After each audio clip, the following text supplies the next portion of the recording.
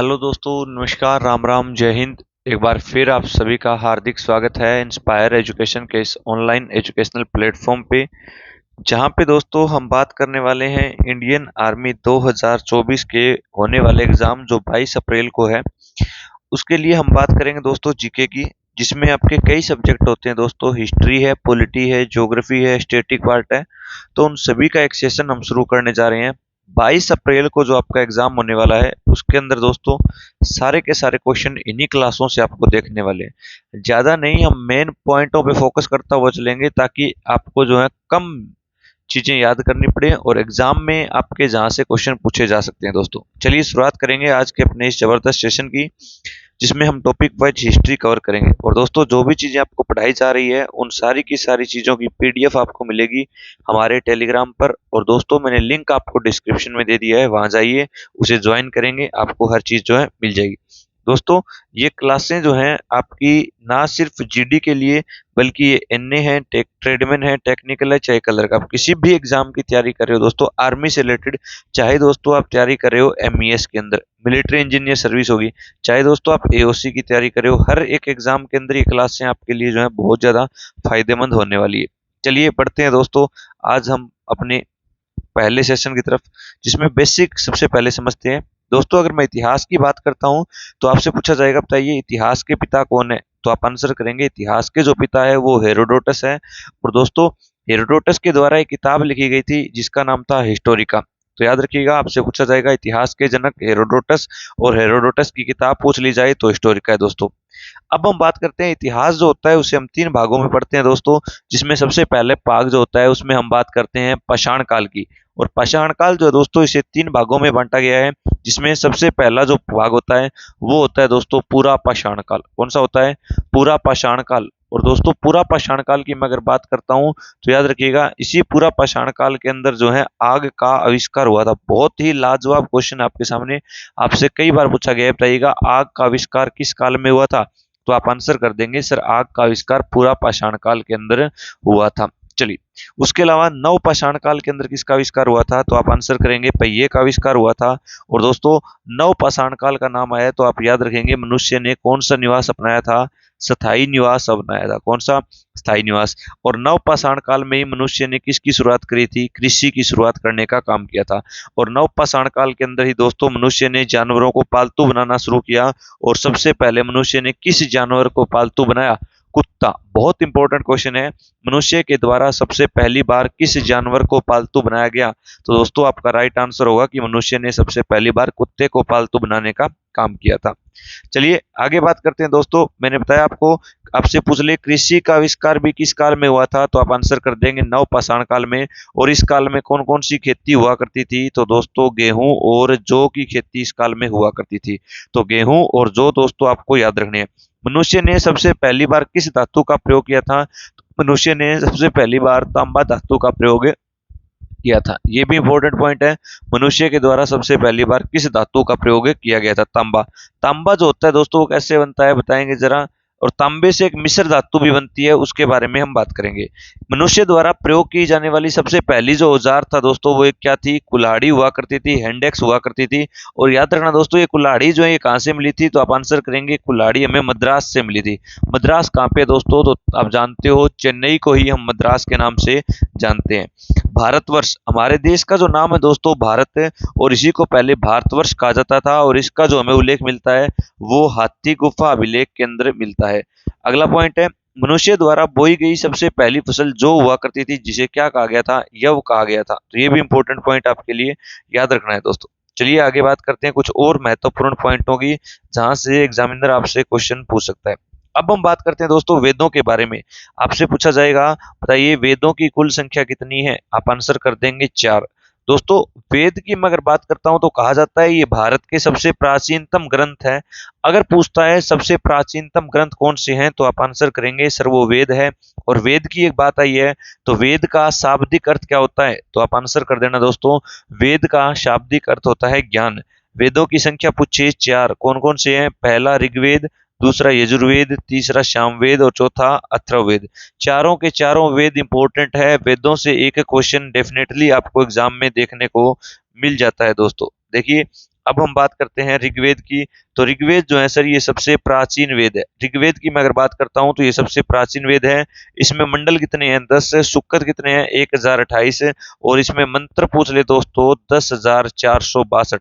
तो ऋग्वेद में मंत्रों की संख्या अगर आपसे पूछ ली जाती है तो आप आंसर कर देंगे कि सर इसके अंदर 10,462 मंत्र दिए गए हैं दोस्तों। ऋग्वेद जो है ये बहुत इंपॉर्टेंट है क्योंकि यहाँ से कई बार आपके एग्जाम में जो है दोस्तों क्वेश्चन पूछे गए हैं। उसके बाद हम बात करते हैं कि सर इसके अंदर 10 मंडल है। इन 10 मंडलों में अगर हम बात करते हैं तीसरे मंडल की तो याद रखेंगे दोस्तों तीसरे मंडल में हमें किस चीज का उल्लेख मिलता है? तो आप आंसर कर देंगे तीसरे मंडल में हमें गायत्री मंत्र का उल्लेख मिलता है। किसका उल्लेख है दोस्तों?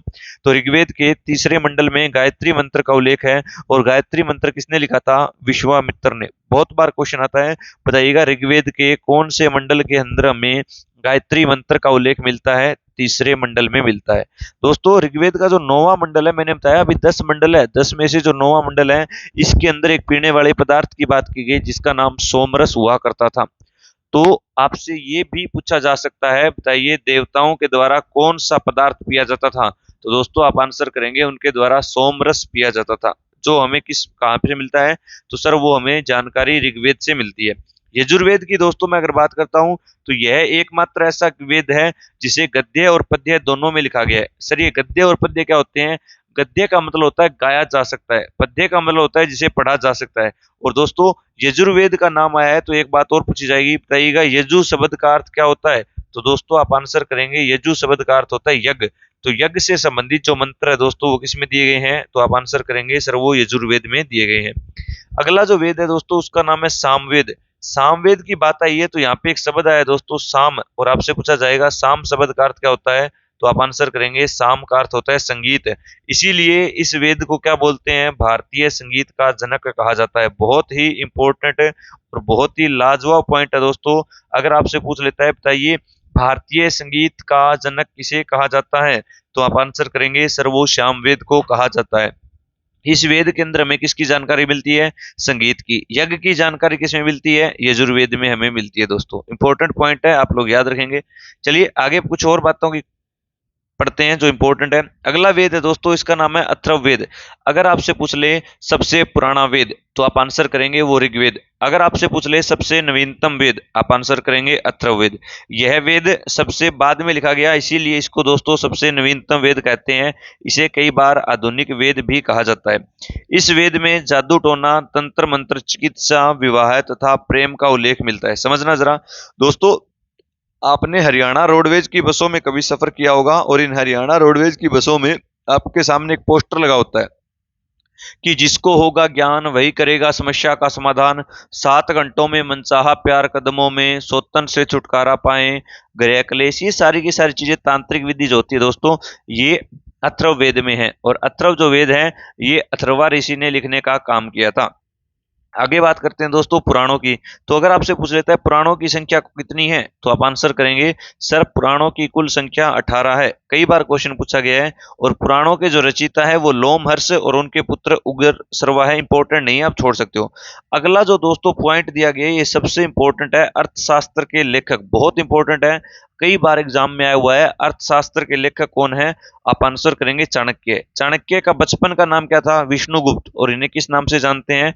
तो इन्हें कौटिल्य के नाम से भी जाना जाता है। तो अर्थशास्त्र के लेखक चाणक्य हैं जिन्हें विष्णुगुप्त या कौटिल्य के नाम से भी दोस्तों जाना जाता है। याद रखना, बहुत इंपॉर्टेंट क्वेश्चन था आपके लिए।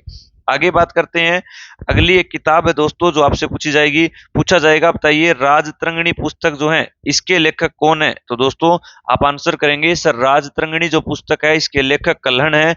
और कई बार ये पूछा जाता है राजतरंगिणी पुस्तक में हमें किसकी जानकारी मिलती है? तो दोस्तों इसमें कश्मीर राज्य का इतिहास लिखा गया है।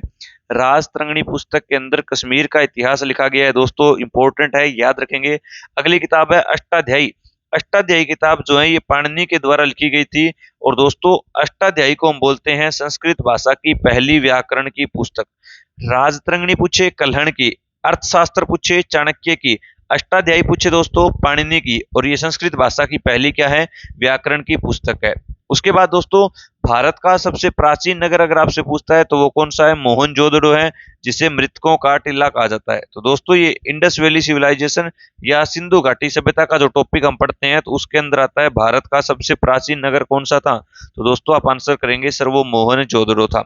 चलिए बात आई है सिंधु घाटी की, तो हम टॉपिक पे ही चल लेते हैं, सिंधु घाटी को पढ़ लेते हैं दोस्तों, क्योंकि ये इंपॉर्टेंट पॉइंट है, यहाँ से आपसे पूछा जा सकता है।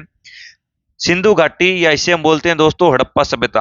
पहला क्वेश्चन बनेगा, बताइए सिंधु घाटी सभ्यता का टाइम पीरियड क्या था? तो दोस्तों आप आंसर करेंगे 2500 बीसी से लेकर 1750 बीसी तक का जो टाइम पीरियड है वो सिंधु घाटी या हड़प्पा सभ्यता का हुआ करता था।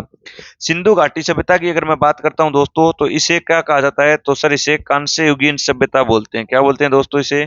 सर इसे कांस्य युगीन सभ्यता कहा जाता है। सर इसे कांस्य युगीन सभ्यता क्यों कहा जाता है? क्योंकि दोस्तों सिंधु घाटी के जो लोग थे वो किस धातु का प्रयोग करते थे? कांसा धातु का प्रयोग वो किया करते थे। सिंधु घाटी सभ्यता की खोज किसने की थी? तो याद रखना 1921 के अंदर दयाराम साहनी ने की थी। किसने की दोस्तों? दयाराम साहनी ने की थी। और 1921 में इन्होंने कौन सा स्थल खोजा था? तो आप आंसर करेंगे इन्होंने हड़प्पा स्थल खोजा था। आपसे पूछा जाएगा सिंधु घाटी सभ्यता का बंदरगाह कौन सा हुआ करता था? लोथल हुआ करता था। और दोस्तों लोथल कहाँ पे है? तो आप आंसर कर देंगे लोथल गुजरात में है। सिंधु सभ्यता की लिपि आपसे पूछ ले तो आप आंसर करेंगे सर इनकी जो लिपि हुआ करती थी वो भाव चित्रात्मक हुआ करती थी, यानी इसके अंदर अपनी भावनाओं को समझने के लिए चित्रों का प्रयोग किया जाता था। इसीलिए दोस्तों याद रखना इनकी लिपि कैसी थी? भाव चित्रात्मक हुआ करती थी। ठीक है, चलिए आगे बढ़ते हैं दोस्तों और कुछ और चीजों पे प्रकाश डालते हैं। मोहनजोदड़ो, मोहनजोदड़ो की मैं अगर बात करता हूं तो अभी मैंने बताया आपसे पूछा जाएगा मोहनजोदड़ो, तो इसे कब खोजा गया था? तो दोस्तों मोहनजोदड़ो को 1922 में खोजा गया था।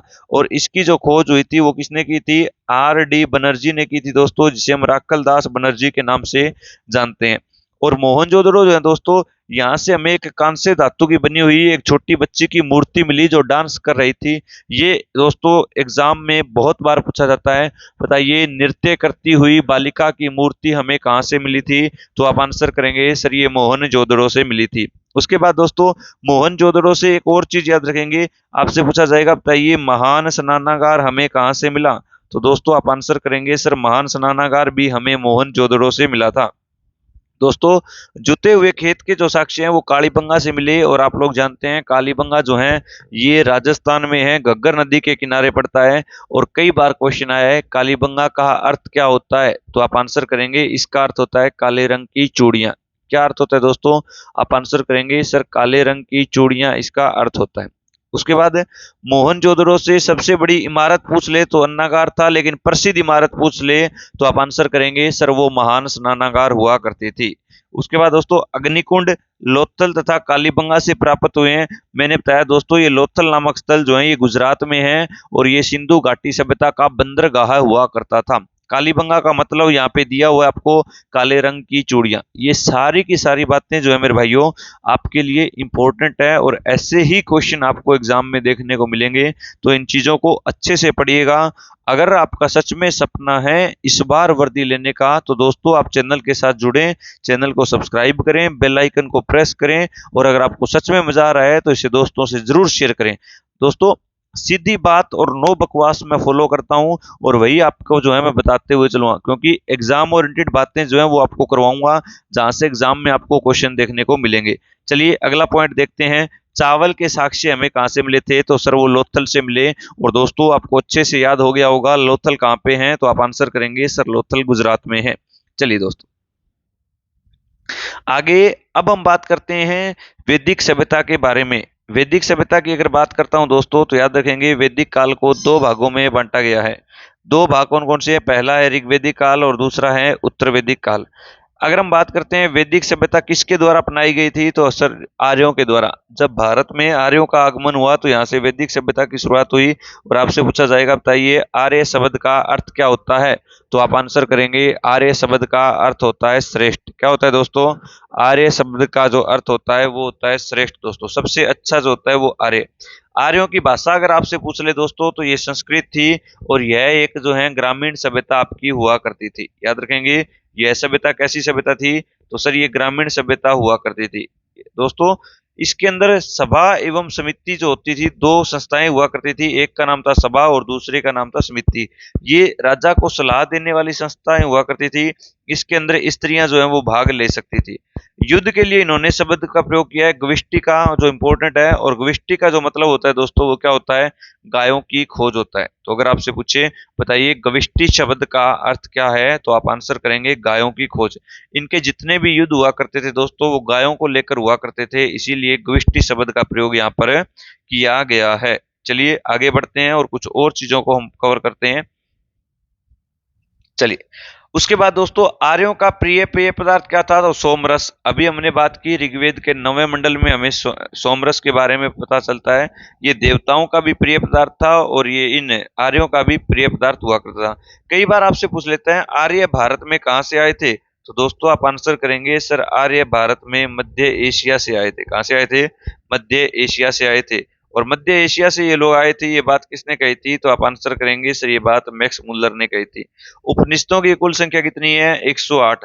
उपनिषद का अर्थ क्या होता है, तो दोस्तों आप आंसर करेंगे गुरु के नजदीक बैठकर ज्ञान अर्जित करना ही उपनिषद का अर्थ होता है। आर्यों का प्रिय पशु आपसे पूछे घोड़ा, प्रिय देवता पूछे इंद्र। और दोस्तों अगर आपसे पूछ ले आर्यों का पवित्र पशु, पवित्र पशु वो आपसे पूछता है, तो आप आंसर कर देंगे सर आर्यों का पवित्र पशु गाय हुआ करता था। आर्यों का पवित्र पशु कौन सा था दोस्तों, आप आंसर करेंगे सर वो गाय हुआ करती थी। अब बात करते हैं उत्तर वैदिक काल की। और दोस्तों ये तो रामबाण है, अभी 10 मार्च को जो पेपर हुआ था आर्मी का उसके अंदर भी क्वेश्चन आया था कि सत्यमेव जयते। ये सत्यमेव जयते क्या है, तो सर ये भारत का राष्ट्रीय वाक्य है। और ये सत्यमेव जयते जो है यहाँ से ये कहाँ से लिया गया है, तो आप आंसर करेंगे सर ये उपनिषद से लिया गया है जिसका नाम है मुंडको उपनिषद। दोस्तों इस चीज को हाईलाइट कर लेना, बहुत बार आपके एग्जाम में जो है ये पूछा गया है। सत्यमेव जयते मुंडको उपनिषद से लिया गया है। हमारे दो महाकाव्य हैं जिनका नाम है दोस्तों महाभारत और रामायण। दोनों के दोनों जो हैं ये बड़े इंपॉर्टेंट है। महाभारत किसने लिखी थी, तो आप आंसर कर देंगे सर ये वेद व्यास ने लिखी थी। और अगर आपसे पूछे रामायण किसने लिखी थी, तो आप आंसर करेंगे सर ये वाल्मीकि के द्वारा लिखी गई थी।